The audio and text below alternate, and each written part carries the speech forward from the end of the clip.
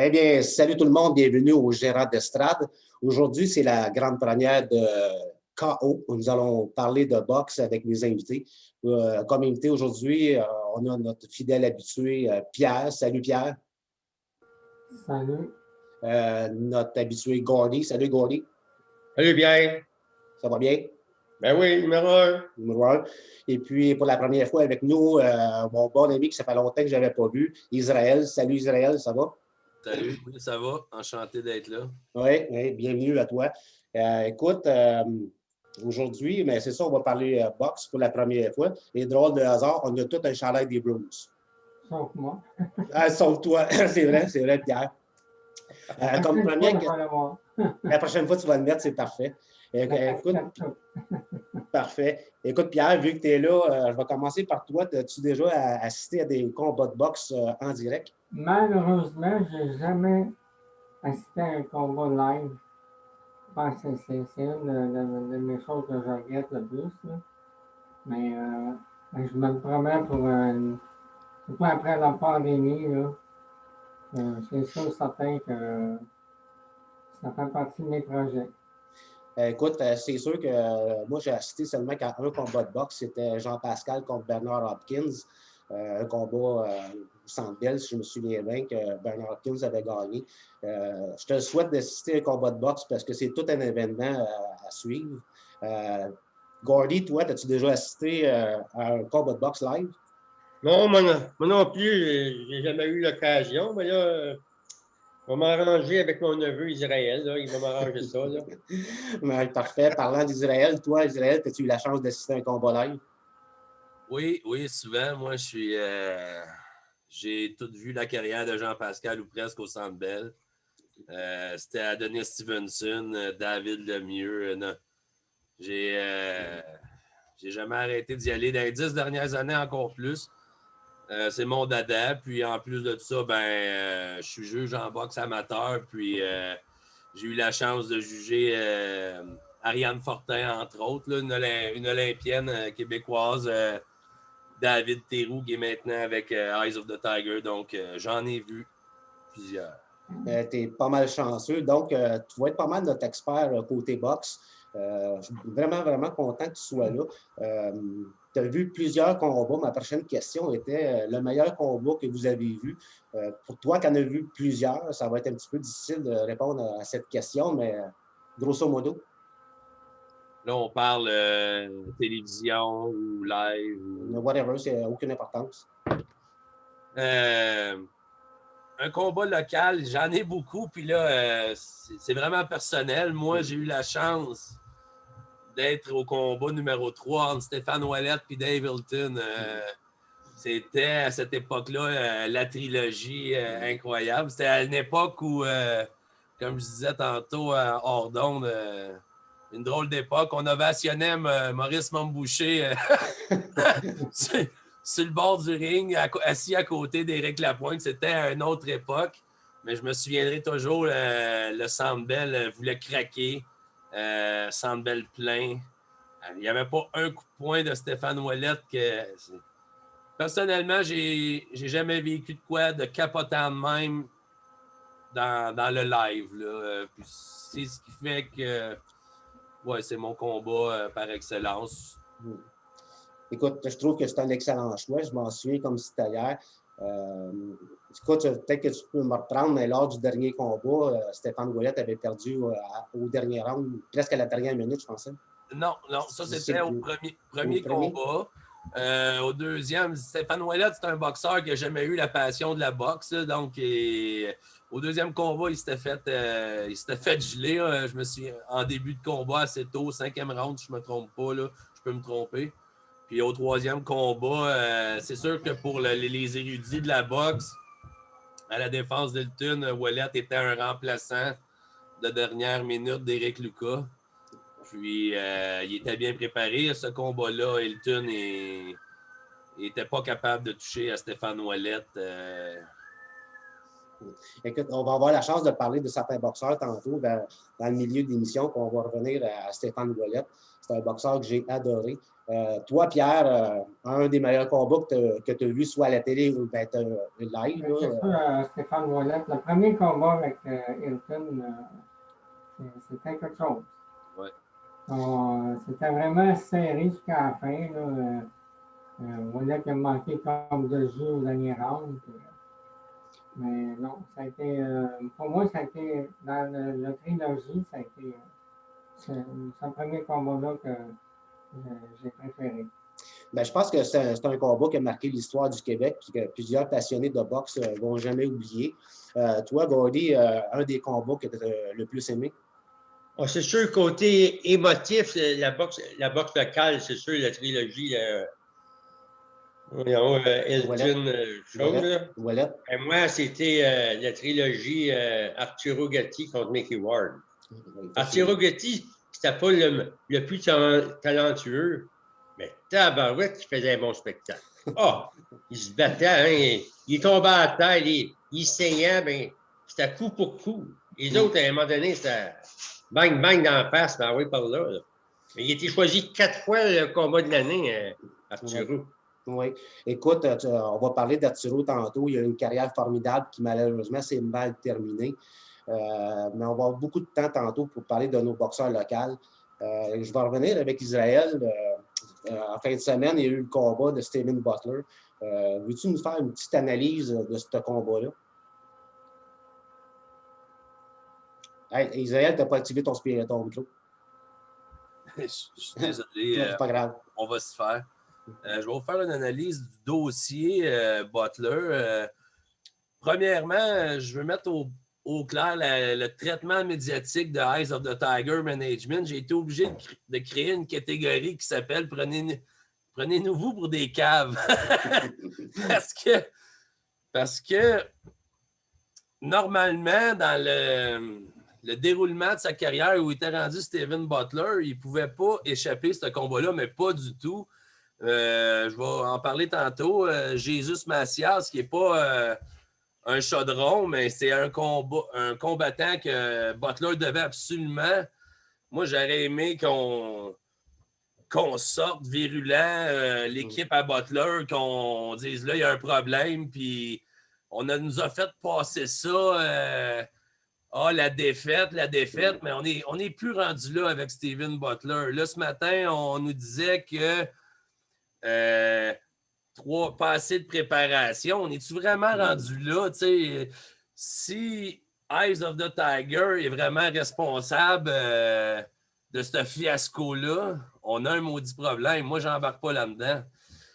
Fait que, Ben, moi, je peux me permettre, Israël, moi, quand j'entends soit l'entraîneur ou le boxeur un manque de préparation, j'ai bien de la misère avec ça.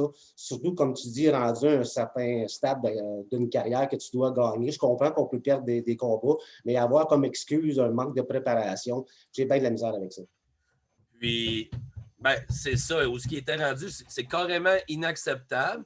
Sauf que tout ce que je viens de dire, il faut le prendre avec des pincettes à cause d'une chose, l'âge de Steven Butler. Puis, là, je vais faire l'avocat du diable une partie de mon analyse. Je veux faire pas la morale aux auditeurs ou aux Québécois en général, mais il faut faire attention dans la manière qu'on traite nos boxeurs. On a le réflexe au Québec, la minute qu'un boxeur n'est pas un top, qui va être champion, c'est sur les réseaux sociaux en général, pas bon. On veut comme Gordy disait avec des Arturo Gatti, on veut des boxeurs qui donnent des bons spectacles. Un champion 5 étoiles qui va être au top, là, on n'a pas à dépelleter de ça. À la boxe, par catégorie habituellement, tu as 3, 5 étoiles, des tops.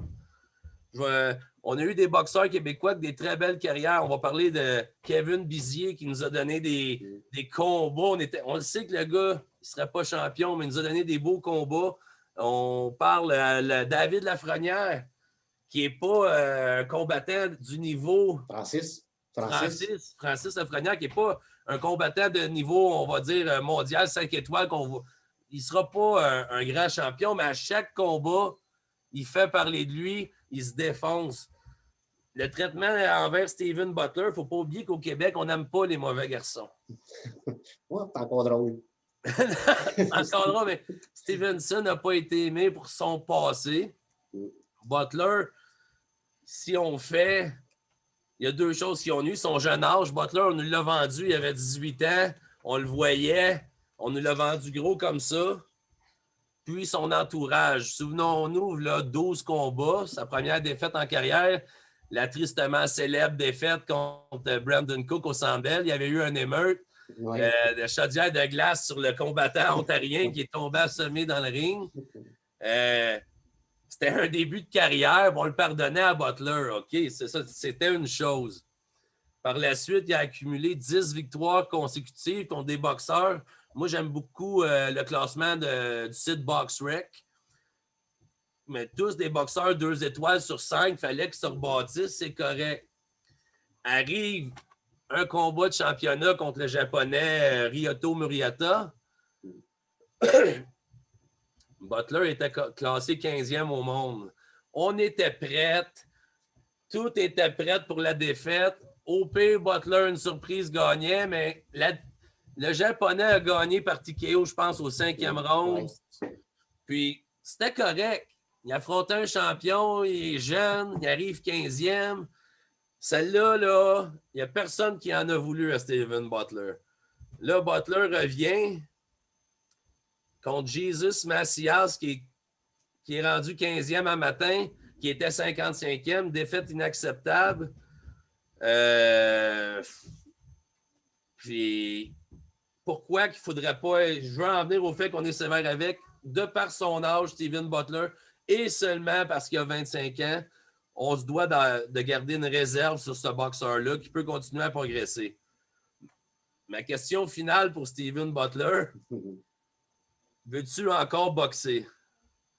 Je pense qu'il y a vraiment une introspection à faire parce qu'on ne peut pas continuer avec Steven après une défaite de même. Il faut s'asseoir avec ce garçon-là et demander c'est quoi tes attentes? As-tu encore le goût? Parce que moi, mes impressions en fin de semaine, quand j'ai regardé le combat, il est arrivé là-bas relax. Il me donnait l'impression d'un gars au-dessus de ses affaires.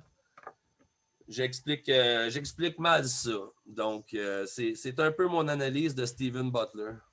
Une excellente analyse à Israël. J'ai beaucoup te demander, ça fait 2 défaites assez sévères pour Butler. Est-ce que ça peut mettre un terme à sa carrière? S'il n'y a pas eu de commotion, prouvé de commotion grave, on pourrait dire non. Mais ce que je dis, c'est que faut qu'il continue pour les bonnes raisons. Étant donné Steven Butler a un talent.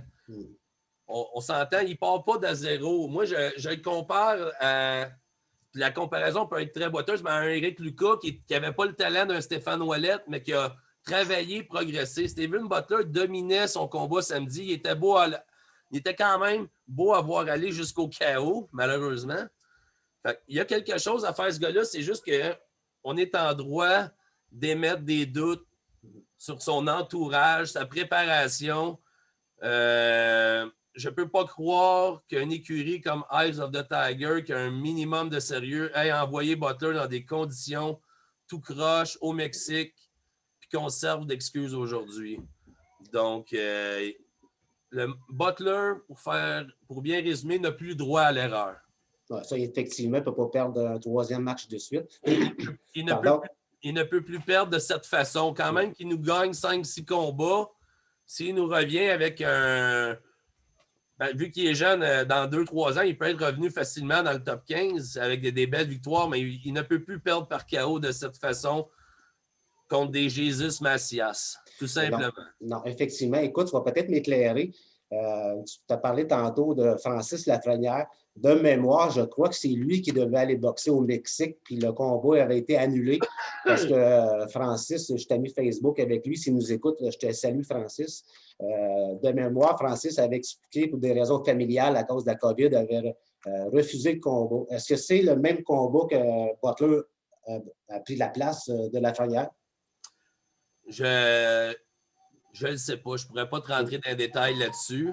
Okay. Plus qu'on parle de Francis Lafrenière, avec le COVID il devrait avoir des protocoles pour la reprise de combat au Québec en mars ou avril. Avec cette défaite-là de Steven Butler, la carrière de Francis Lafrenière, moi, je trouve que, personnellement, on est en place pour un combat local qui pourrait être magique, s'introduire en sous-4 à co-main event d'un combat un peu plus important, mais je pense que le combat serait bénéfique pour les deux. Ben écoute, j'ai lu avant la COVID, ou là, une couple de semaines, que ça se trottait dans l'air, le combat Lafrenière contre Butler.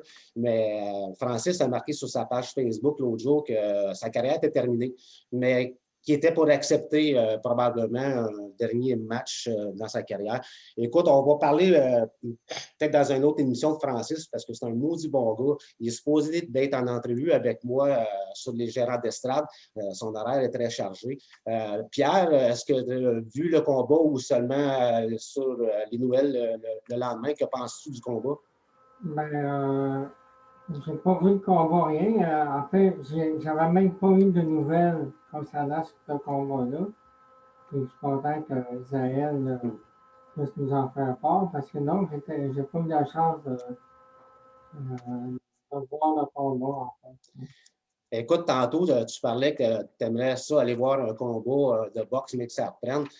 Moi, je veux te dire que s'il y a un combat Butler-Lafrenière, on s'organise quelque chose et on va aller voir le combat live. Qu'est-ce que tu en penses? Ah oui, ça serait vraiment une super idée. Ça serait génial. Excellent. Gordy, le combat de Butler? Alors moi, je l'ai vu aux nouvelles comme tout le monde. Là. Et là, ben, probablement qu'on va le voir bientôt à RDS ou à TVA Sport. Là. Oui. Mais moi, j'avais écouté l'entrevue 2-3 jours avant son combat. Steven Butler, il avait parlé. Puis, en tout cas, puis Eye of the Tiger, il avait parlé. Puis tout était beau. Puis il n'y avait pas de problème sur ce combat-là.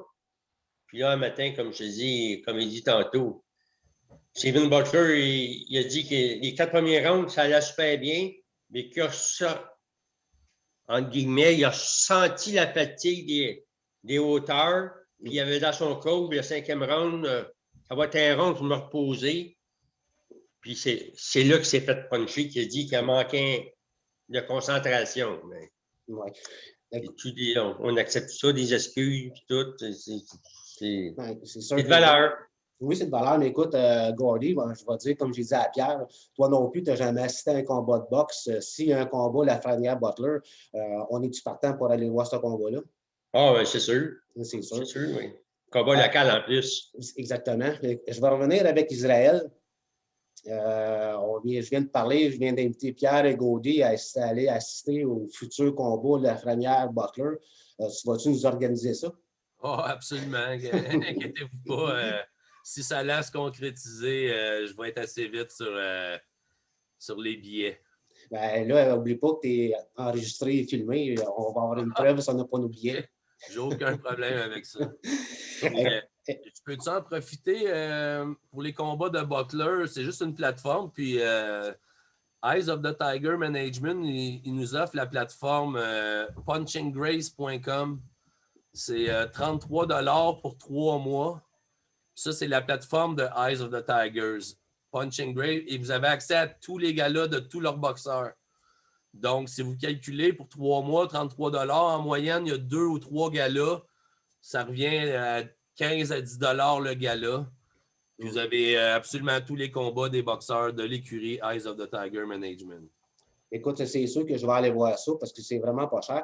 Ben, j'ai une dernière question pour toi, notre expert de la boxe. Moi, la seule chose que je trouve plate de la boxe, c'est l'heure des combats. Écoute, quand le combat principal est à minuit, à 1h du matin, et qui commence à cette heure-là, je trouve ça plate. Là, honnêtement, c'est le mot, je trouve ça plate. Oui, ça, je ne sais pas quoi dire. C'est un peu comme ça, malheureusement, dans tous les sports de combat. À l'UFC, encore, si on parle d'arts martiaux, parfois, c'est jusqu'à 1h du matin. La boxe, on a des fois la chance de s'en tirer à 10h30, 11h, mais ça, c'est une question de réseau de télévision. Puis, il n'y a pas grand-chose à faire. Puis là, je parle de quelque chose qui est un peu étranger à mes connaissances, mais je l'avais déjà entendu parler. Il n'y a rien Il n'y a rien à faire. C'est pour ça que Ouais. les soirées de combat, on se lève tard, on prend soin de soi.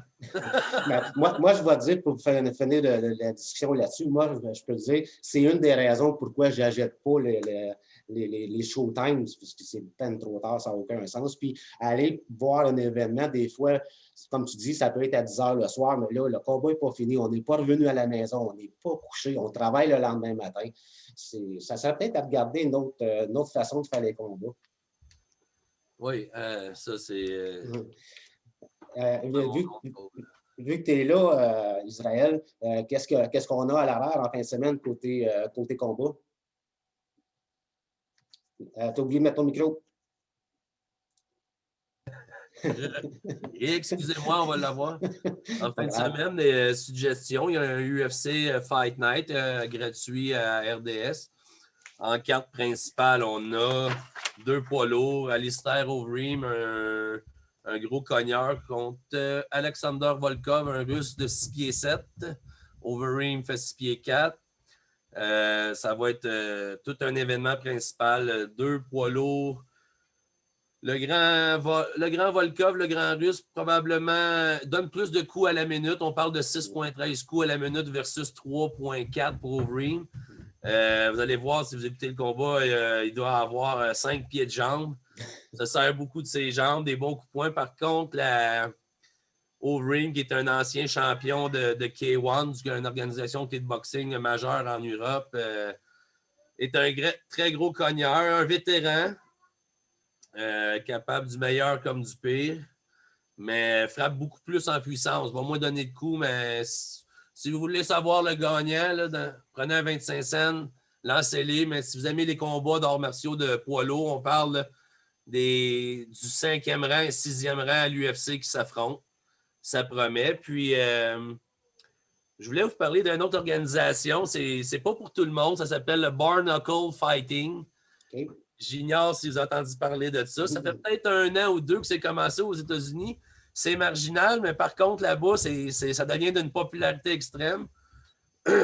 On peut voir des anciens boxeurs aller finir leur carrière là, des anciens combattants d'arts martiaux. C'est une cage avec un pied clôture tout le tour. Je me souviens plus s'il y a les barbelés. Tu n'as pas le droit d'aller au sol. Tu te bats sur les jointures avec du foil, pas de gants. En fin de semaine, on a une ancienne combattante du UFC, Paige Van Zandt, qui était reconnue pour son talent, puis aussi pour son look bikini en dehors du ring.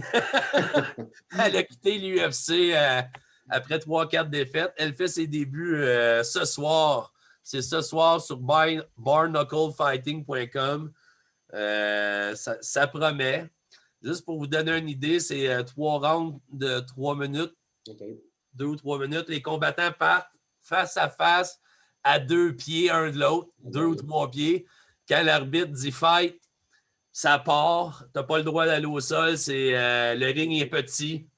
Tu peux jabber sur le go du ref. C'est vraiment quelque chose de spécial. C'est pas pour tout le monde. Pour les puristes de la boxe qui trouvaient l'UFC, les arts martiaux sauvages, je déconseille le bare knuckle, mais pour les amateurs de combat en tout genre, il y a un autre ancien du UFC ce soir, Chris Lieben, qui fait un retour. Puis c'est quand même assez excitant. Ça peut être un bon divertissement pour les amateurs de combat. Écoute, je vais aller jeter un œil là-dessus. Tu m'enverras. Oui, je vous envoie le lien. Écoute, tu as soulevé le point tantôt dans ce que tu disais que plusieurs personnes n'aimaient pas le UFC à cause qu'ils trouvaient ça un petit peu barbare.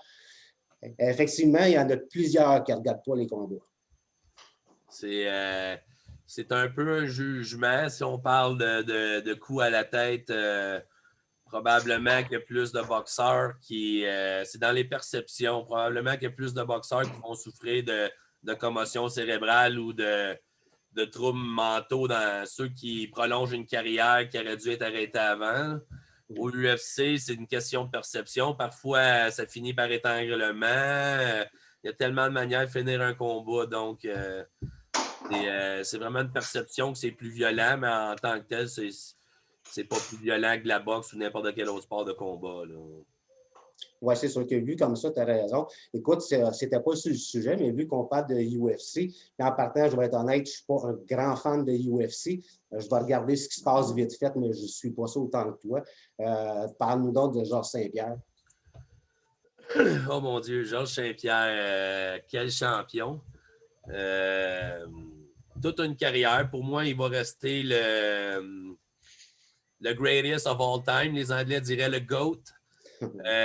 On parle de Jones dans les Milo, John Jones, qui parle de GOAT. Le gars s'est fait prendre à plusieurs reprises avec des stéroïdes. On parle de Anderson Silva, qui était un grand champion. Il s'est fait prendre avec des stéroïdes. Georges Saint-Pierre a toujours combattu clean. Oui.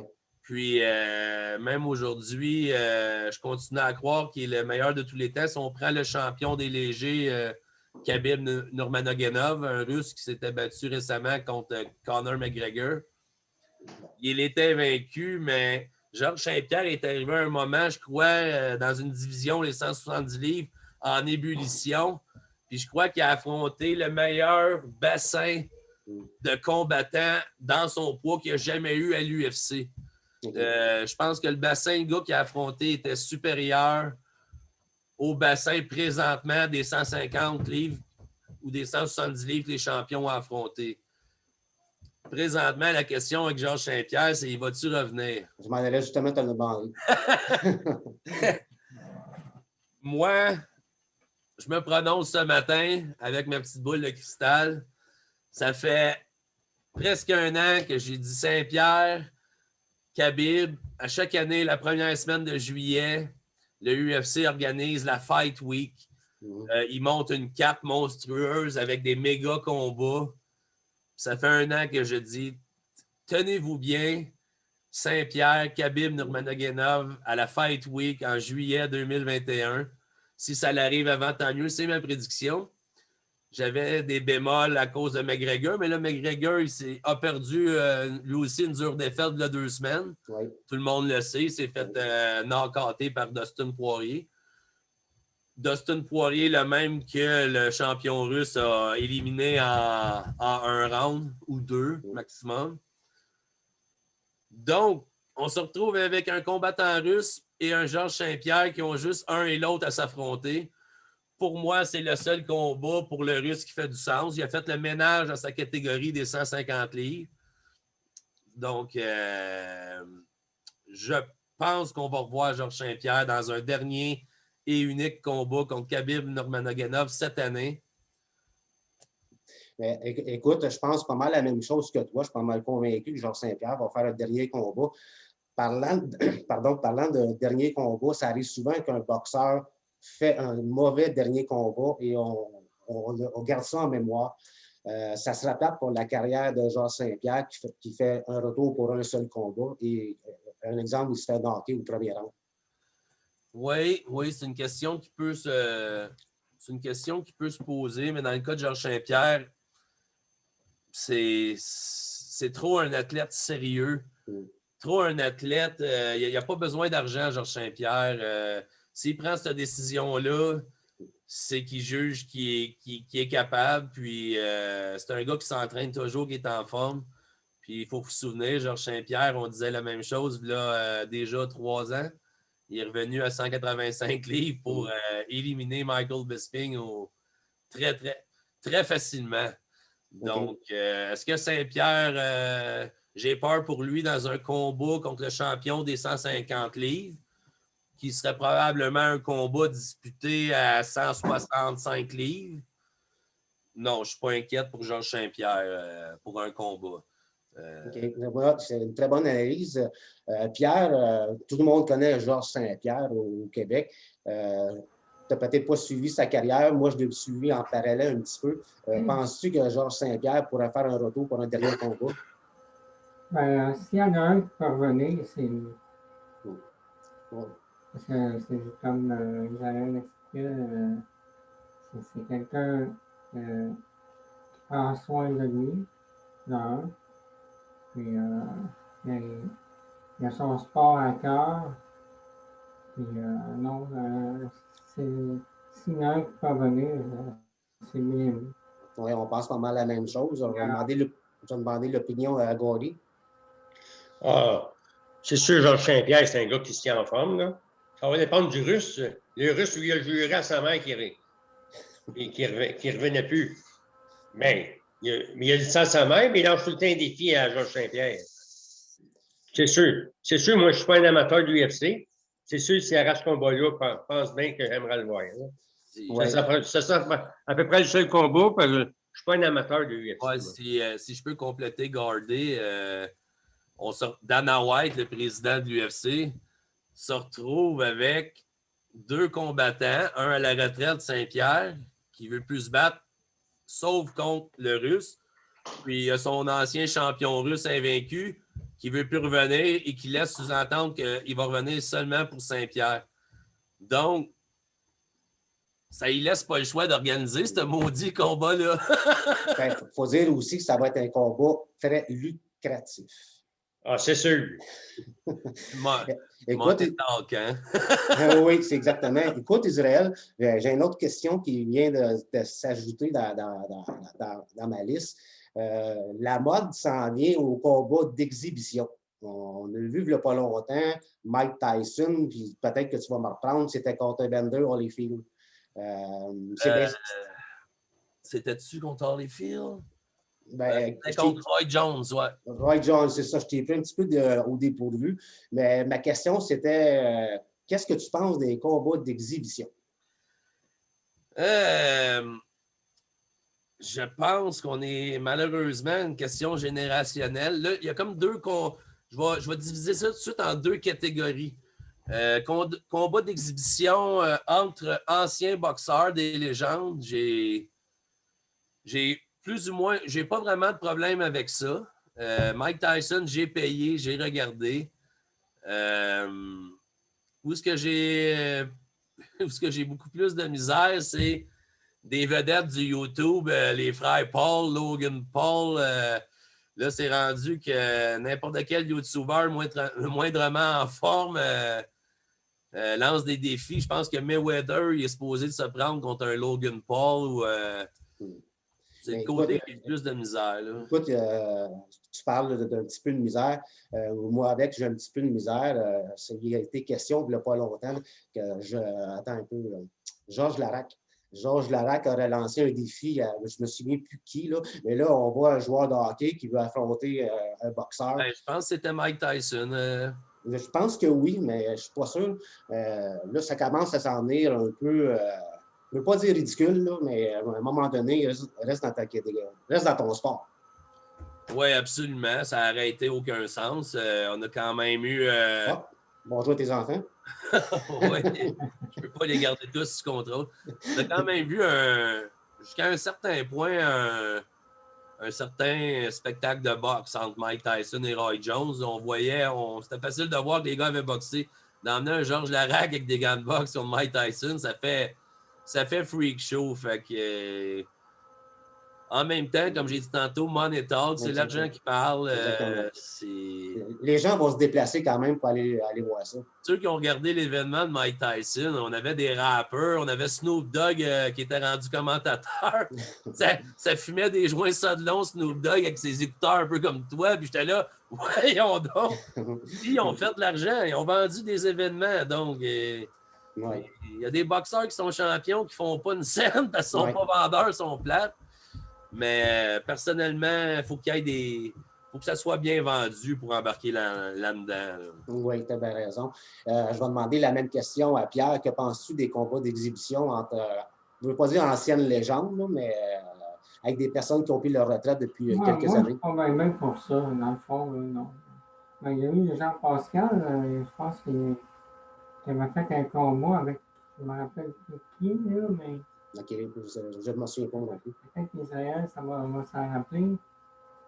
Ça me fait un rêve, mais je ne me souviens pas de... Ouais, il me semble que Jean Pascal s'était pris contre quelqu'un...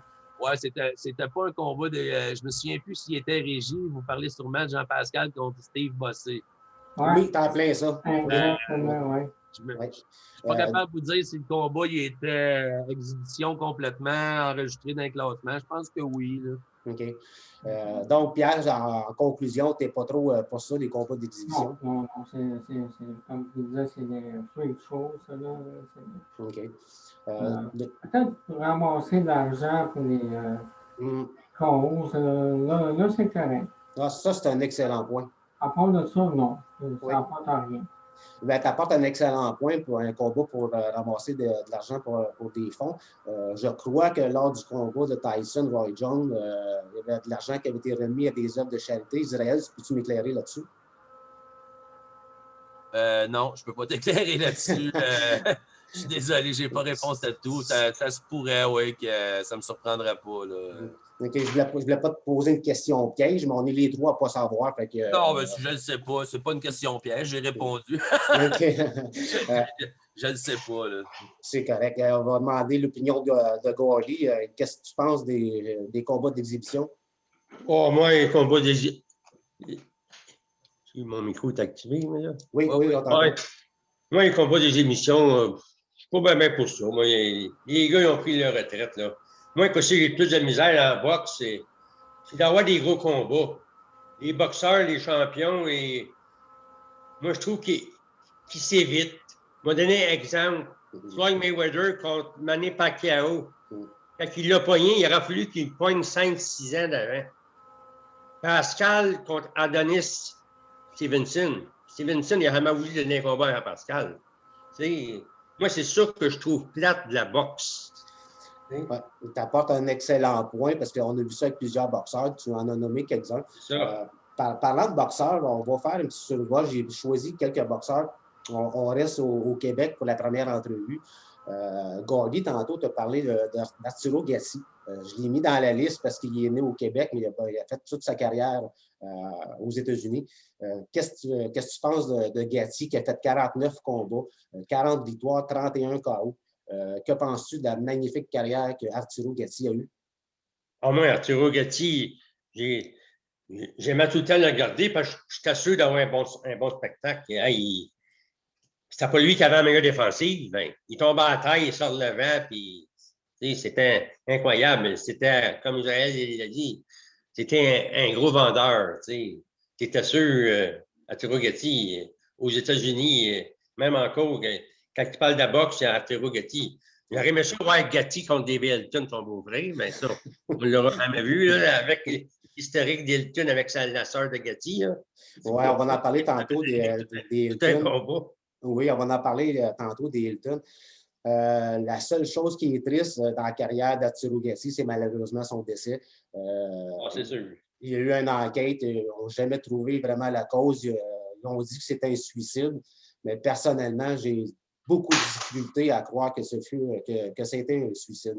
Qu'est-ce que tu en penses? Moi aussi, j'ai de la misère avec ça, surtout au Brésil. Ils n'ont jamais été capables de prouver. Il y a pas mal de monde corrompu dans ça. Oui, effectivement, la boxe a une mauvaise réputation, d'un mauvais entourage. Je vais y aller avec Pierre. Arturo Gatti, peux-tu nous dire quelques mots sur sa glorieuse carrière? Arturo Gatti, c'est un boxeur aimé, surtout aux États-Unis. C'est une super étoile. Là. En fait, il a ouvert la porte à plein d'autres. Même s'il était plus aux États-Unis, mais grâce à lui, il y a beaucoup d'autres boxeurs qui ont pu percer grâce à lui parce que les journalistes et n'importe qui, les réseaux de TV, mais on peut bien découvrir d'autres boxeurs aussi. C'est un peu grâce à lui. Fait que, oui. Il a été vraiment à l'origine de tout ça. Oui, effectivement, tu as bien raison. Sûrement que plusieurs ont pris le modèle d'Arturo Gatti pour en faire une carrière.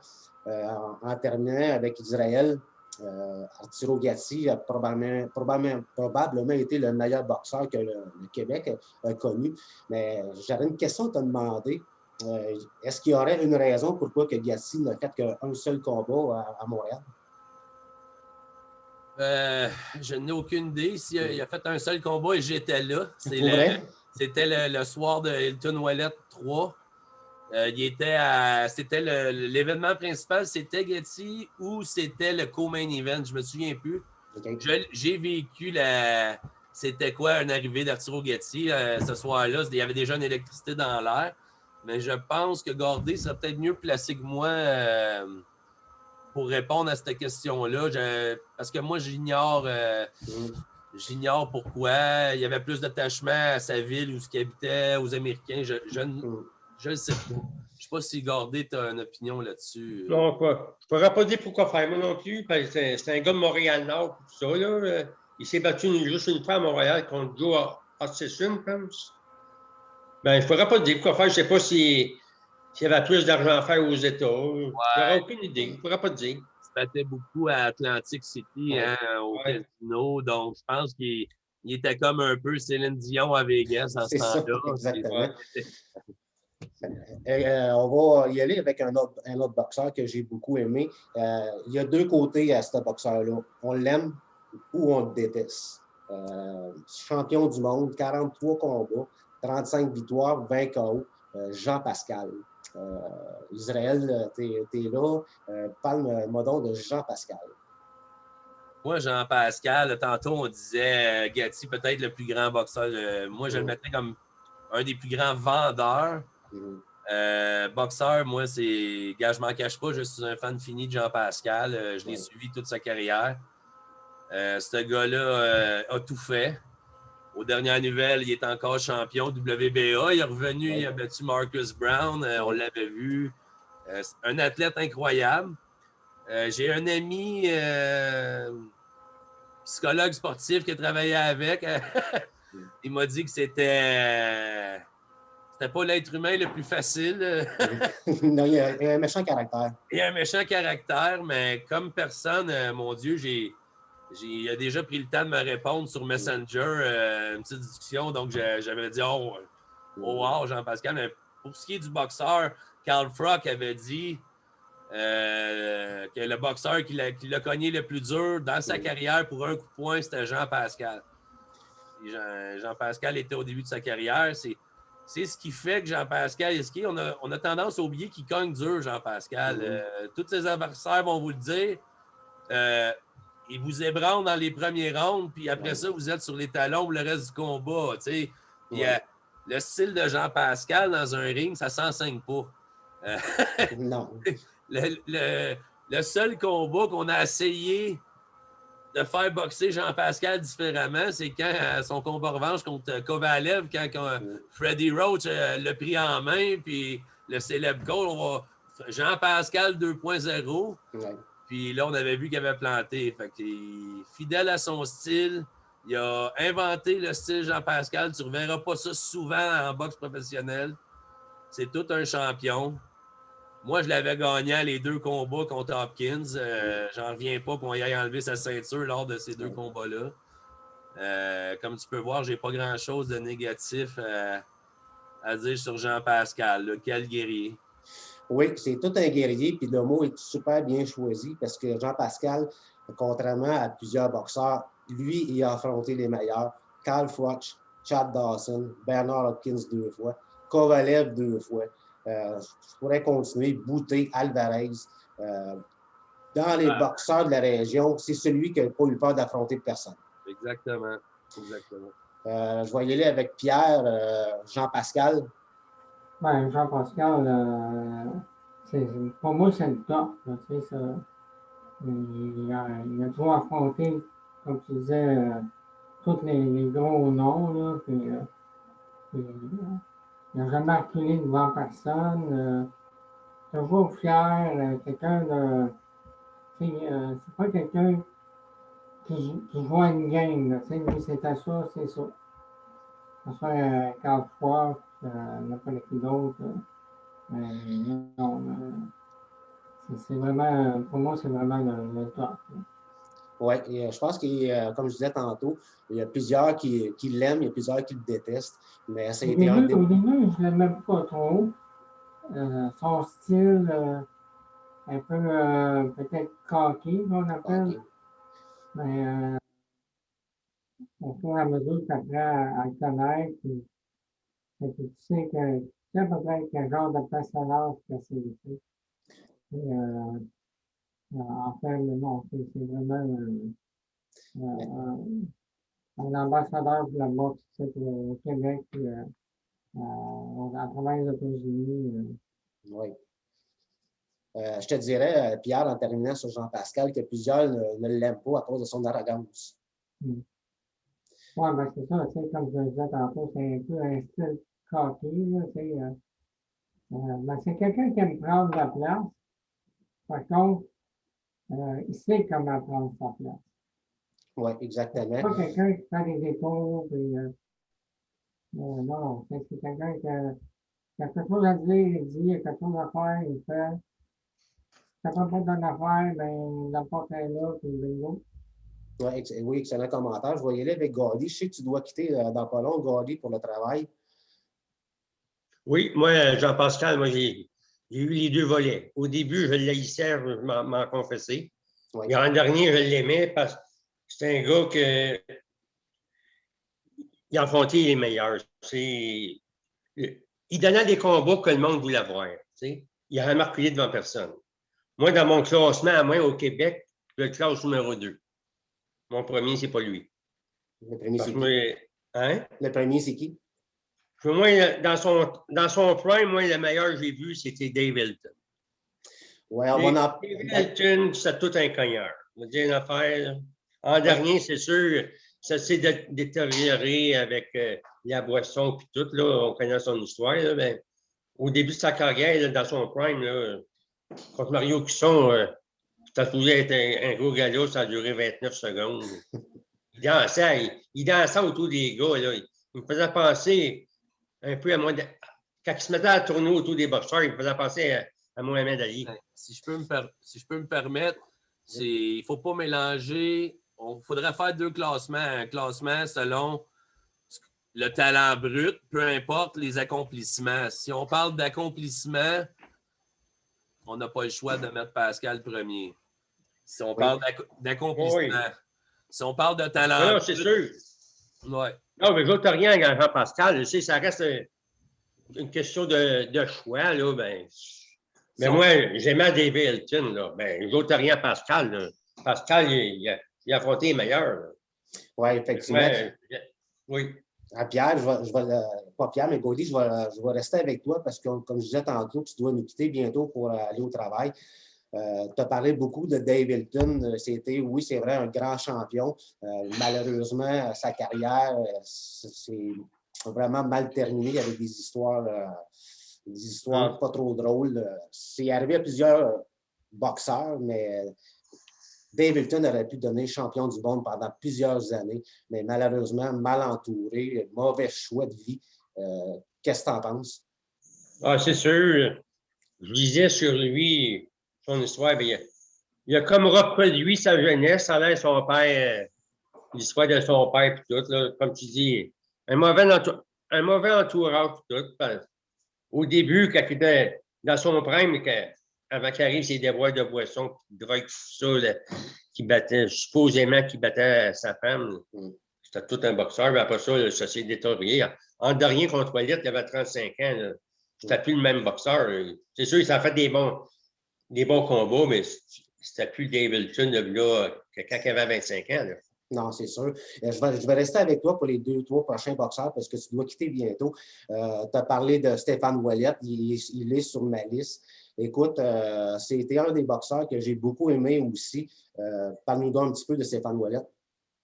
Ah, Stéphane Ouellet.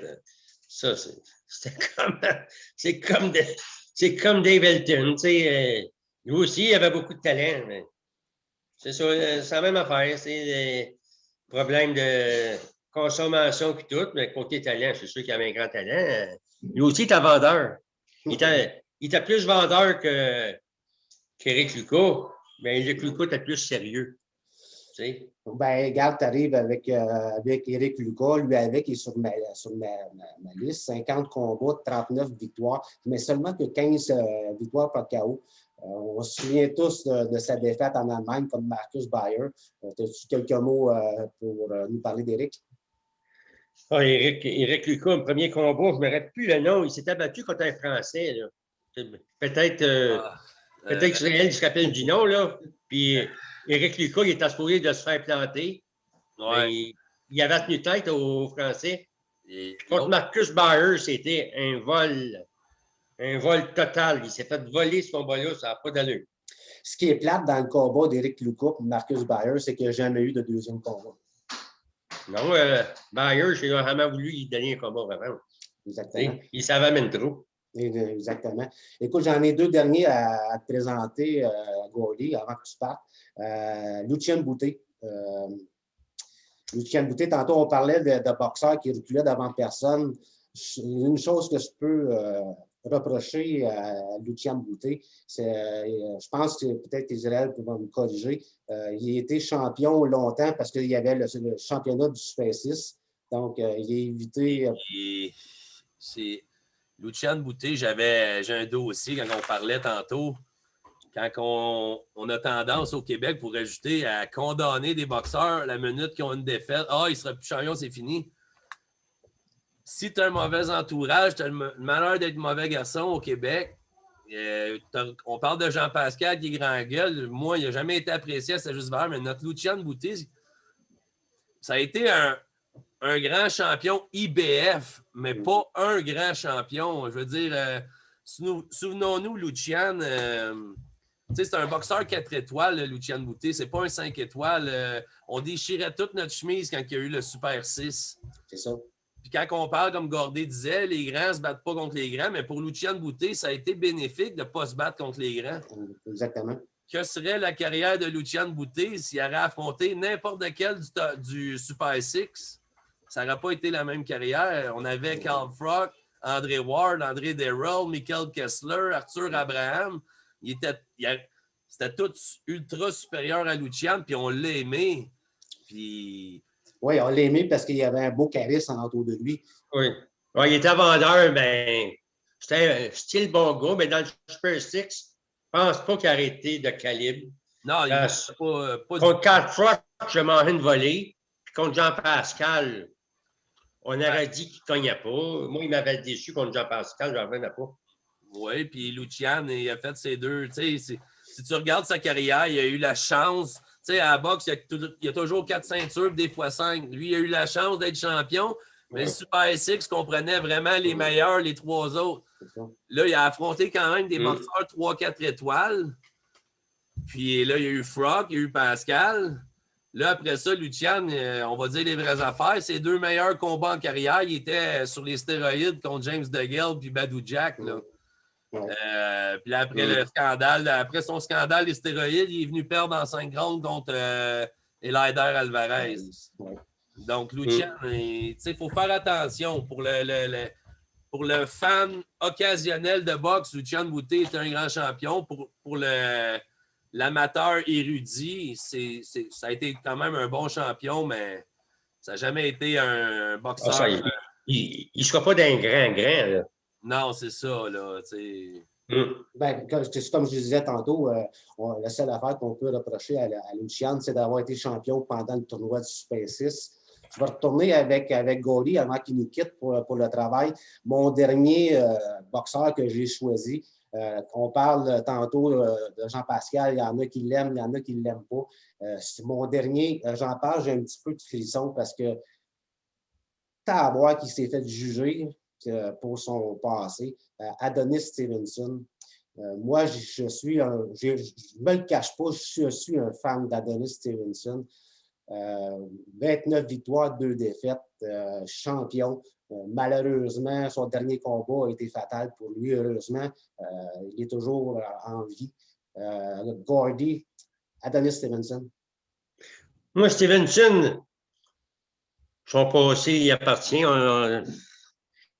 Ben, je parle juste du côté boxe, là. Je ne parle pas de son passé. Moi j'aime ça un boxeur qui est un knocker. Oui. Parce qu'il y avait une bonne gauche, Stevenson. Lui non plus. Je n'ai jamais su pourquoi faire qu'il a jamais voulu donner le combat à Jean-Pascal, mais j'aurais aimé ça. Ben, côté boxe, là, c'était.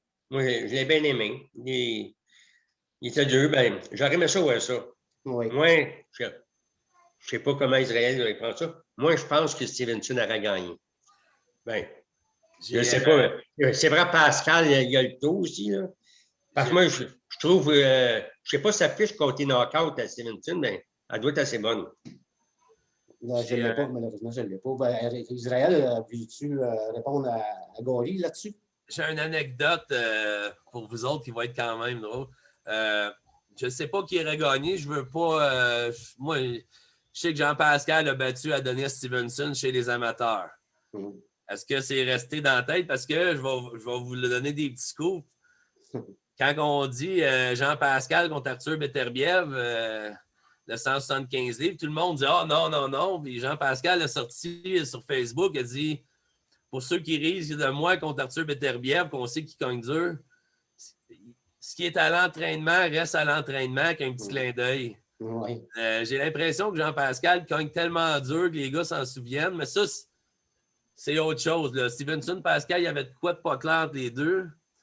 Mais pour Stevenson, le soir que mon grand-père est mort, le père a gardé, c'est pas parce que je veux retomber dans ces jours-là. J'ai été allé avec les deux frères Gordé au bar à Saint-Chrysostome, un petit village au sud-ouest de Montréal. Puis il y avait Tiggy Aymon qui chantait ce soir-là. Tiggy Aymon, la légende. Puis moi, Guy Maurice, les frères Gordé, on a pris un coup avec Tiggy Aymon. Il chantait ce soir-là. Il arrêtait de chanter, la voix continuait, il prenait son verre, la vie était belle. Il nous avait dit, moi, Stevenson, je le suis depuis la prison. Il nous avait dit, les gars, il dit, moi, puis Yvon, moi, je ne sais pas si c'était Yvon Michel, il dit, les gars, il y a un boxeur qui s'en vient, Adonis Stevenson, en prison. Il y en a 3 qui l'ont essayé, paf, paf, paf. Les 3 en même temps, Yvon Michel l'a recruté. D'accord.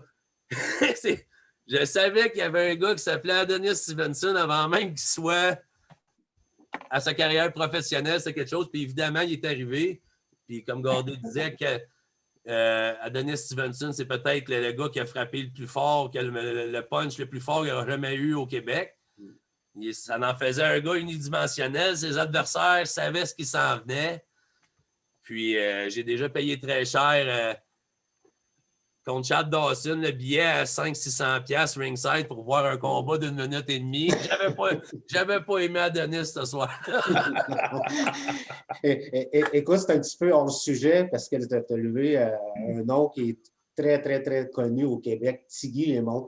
Écoute, j'ai le goût de te demander, c'est quoi une soirée dans un bar avec Tiggy Aymon? Hey, c'est bizarre, j'ai 37 ans. J'étais un gars de party, j'ai fait des parties. Cette soirée-là avec Tiggy Aymon, elle va me rester ici jusqu'à la fin de mes jours. Quel monsieur! Quel monsieur! On a parlé boxe, on a ri. Et c'est pas compliqué. J'aurais passé 12 heures avec sa brosse à danser, à parler. C'est un des êtres vivants les plus authentiques et sympathique que j'ai rencontré dans ma carrière. Dans ma carrière d'être humain. Pour relancer Israël avant que je m'en aille, je parte dans 5 minutes. Moi, c'était Tiggy Aymon puis Régis Lévesque. Donne-moi une seconde, Gordé. Je m'en allais justement t'en parler. Régis Lévesque aussi. Les deux ensemble, j'avais écouté une émission. Là. On était campés de rire avec les autres. C'était tous des vendeurs. Écoute, Gordé, je sais que tu dois partir bientôt, puis l'émission tire à sa fin, ça va faire 1 heure bientôt. On va faire. Tu pars dans combien de temps, Gordé? 5 minutes. OK. Je vais y aller. En partant, Pierre, je te remercie d'avoir été présent. Si des fois tu dois nous quitter, il va y avoir une deuxième émission la semaine prochaine. C'est beaucoup trop court. J'avais encore des questions. Mais je te remercie d'avoir été présent. Pierre, je vais aller avec Pierre. En résumé un peu, là, Dave Hilton. Oui, Dave Hilton, c'est un talent brut, avec. Ça a été malheureux pour lui. Comme on disait tantôt, mal entouré, tout. C'était vraiment un très bon boxeur. Et, C'est ça, c'est vraiment plate. Pour lui, pour sa famille aussi. Là.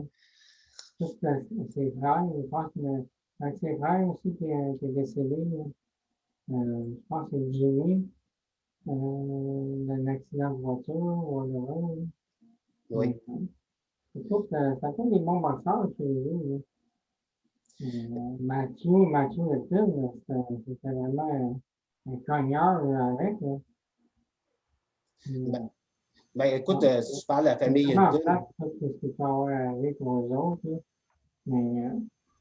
Mais dans ces années-là, il y a beaucoup de boxeurs qui avaient des problèmes. Mon frère, comme Eddie Mello, c'en est un autre aussi. C'est vraiment un bon boxeur, mais ça a bien mal fini pour lui avec.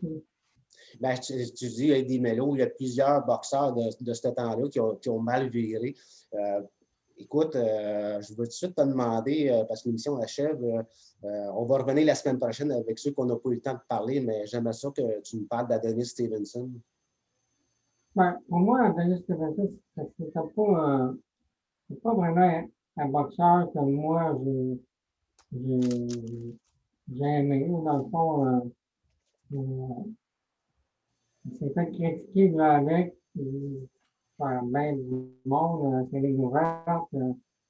Ben, il va pas vraiment contre des bons boxeurs. Il a été jugé pas mal aussi à ce niveau-là. Mais à quelque part, ça a aussi compté parce que il a tiré la sauce qu'à la dernière minute. Et vu à l'âge qu'il avait, puis tout, c'est fait prendre dans le détour. Ouais. C'est fait knocker. Et, C'est sûr, peut-être qu'il a été comme plus jeune avec Jean-Pascal, ça aurait fait des semaines. oui, écoute. C'est vraiment un bon combat, ça aurait été vendeur partout. Là. Mais on voit que ça ne s'est pas fait. On ne saura jamais. On ne saura jamais. Non. Écoute, Pierre, je vais te demander une dernière question. On a nommé son nom tantôt. Il n'était pas sur ma liste, mais c'est un personnage qui a marqué l'histoire du Québec à la boxe. Il est décédé il n'y a pas longtemps. Il y a eu un reportage sur lui. Régis Lévesque, j'ai acheté son livre. Je vous le conseille de l'acheter. Il y a des photos là-dedans par... écoute, je feuillette vite fait. Je n'ai pas eu la chance encore de commencer à le lire, mais ça fut probablement le personnage qui a marqué le plus l'histoire côté promoteur. Promoteur de boxe, lui, il était dédié à son sport. Puis, ses boxeurs, il les aimait comme ses enfants. C'était un grand personnage. Mais juste un dernier mot que je pourrais dire sur Régis, c'est sûr qu'il a fait la promotion des combats. C'est pas de mon époque, on va se dire. Mais ce que je trouve triste de la carrière de Régis, c'est qu'il n'a pas profité de l'argent qu'il a fait. Problème de boisson, problème de gambling. Il a terminé sa carrière dans presque l'anonymat. Il a même travaillé jusqu'à temps qu'il tombe malade. Il voulait promouvoir des combats encore avec Dave Wilson. Quand il avait 40 quelques années, Dave Wilson, pour lui, ça tenait à cœur de pouvoir continuer à travailler, puis pouvoir monter des galas encore.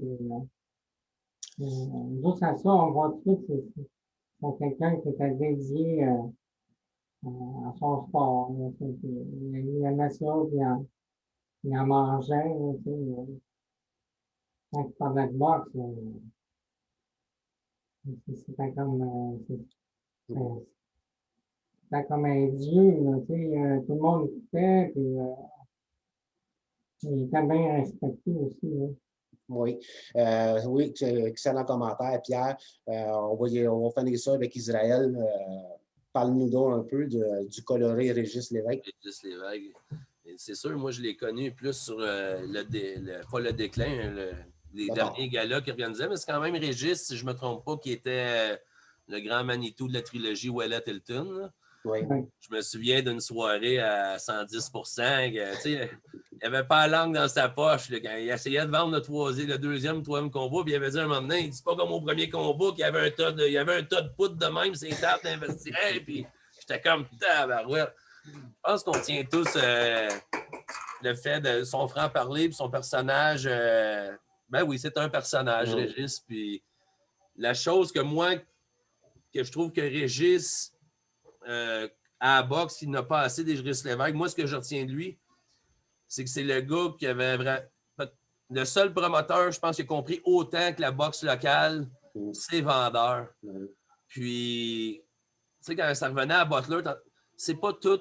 C'est comme des Sidney Crosby au hockey. Il y en a un par 10 ans. Il ne faut pas avoir peur rendu à un certain niveau, surtout en début vingtaine, d'affronter, monter des histoires avec la boxe locale. Tu sais. Une défaite à un gars talentueux de 22, 23 ans, ça peut faire mal, mais il apprend. Tu sais. Puis Régis, moi, je vois juste que les combats au Québec, les plus grands galas qui donnaient le frisson au monde, l'énergie, le Tonoualette au Centre Bell, là, il y avait de l'électricité dans l'air qui rejoignait chaque spectateur. Il y avait quelque chose. Mais c'est ça qui s'est un peu perdu, je crois. Là. Même avec un Lucian qui remplissait le Centre Bell, il y avait une électricité dans l'air, mais jamais comme un combat local. Ne serait-ce qu'un Jean-Pascal qu'on a connu. C'était quand même un peu local, veux pas. Puis... En tout cas. Écoute, Israël, j'ai une dernière question à vous demander. Encore là, elle vient de s'ajouter. On a des sports professionnels au Québec. On a le Canadien. Les bons joueurs, leurs chandails sont retirés. Les Alouettes, les bons joueurs, leurs chandails sont retirés. Les Expos, même chose, chandails retirés. Je trouve ça plate que la boxe, il n'y a pas des gants retirés, puis on ne pourrait pas avoir un endroit où se souvenir de ces grands boxeurs-là, parce qu'avec le temps, on va commencer à les oublier. Qu'est-ce que tu en penses s'il n'y aura pas un petit endroit à Montréal pour je pourrais pas te dire s'il y en a déjà un. Je sais que les grands, un gars comme Jean-Pascal va probablement avoir sa place à un temple de la renommée, mais aux États-Unis. Au Québec, je ne veux pas m'avancer. Est-ce qu'il y a un endroit, un temple de la renommée pour la boxe québécoise? Je vais te dire, si on ne le sait pas, c'est parce qu'il y a des grosses chances qu'il n'y en ait pas. On n'entend pas parler, en tout cas. Mais que penses-tu? Oui, c'est ça. Attends, Pierre. Mais c'est ça. Que penses-tu de l'idée là, que quelqu'un pourrait peut-être soumettre ça? Toi, tu m'entends-tu, Pierre?